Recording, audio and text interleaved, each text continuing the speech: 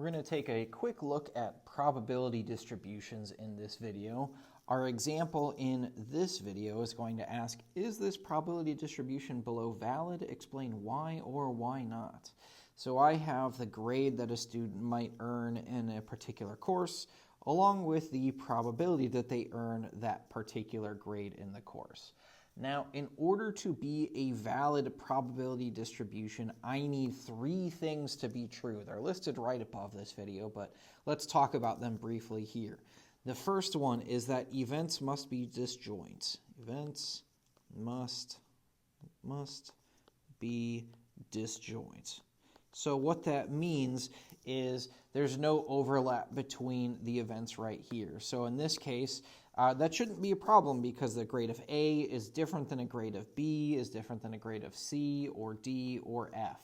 I would have a problem if instead of one of these, instead of B, maybe I had like A or B, because now there's overlap between these two categories. Oops, A or B right here. There would be overlap between those two categories, so those would not be disjoint. But in this case, everything is separate. It's just A, B, C, D, or F. This one is usually not going to give us a problem. So yeah, that one looks good. Second case right here, each of our probabilities are between 0 and 1. 0 and 1. So I'm just going to quickly check these probabilities. 0.1, 0.3, 0.4, 0.2, and 0.05. Yeah, all of those are between 0 and 1. You could potentially have a probability of exactly 0 or exactly 1 in rare circumstances, but more likely you're going to see values between 0 and 1. Any negative probabilities, I know that's going to be a problem for me, or any probabilities greater than 1, I know that that can't happen. So all of our probabilities, yeah, they seem to be between 0 and 1. So yeah, that seems like it works out.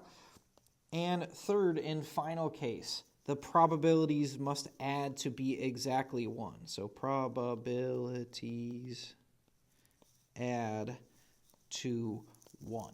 This is the sneakiest one. It's the one that's probably the hardest to spot because we have to do just a little bit of calculation in order to find it. So what that means is if I was to take all of these probabilities and add them up, I should end up with exactly 1 because ideally all of these events will cover the sample space. It covers every single possibility, which means one of these events has to occur. If I take this course, I'm either ending up with an A or a B or a C or a D or an F. There's no other outcomes that could possibly happen. So if I take my probability 0.1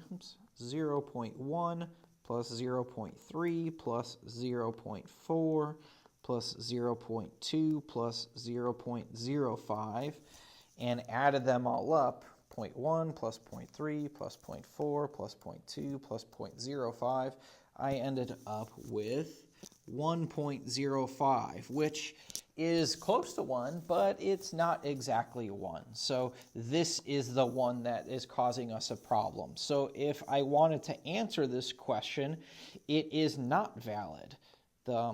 This distribution is not valid because the probabilities don't add to 1. Probabilities don't total to be 1. Add to be 1.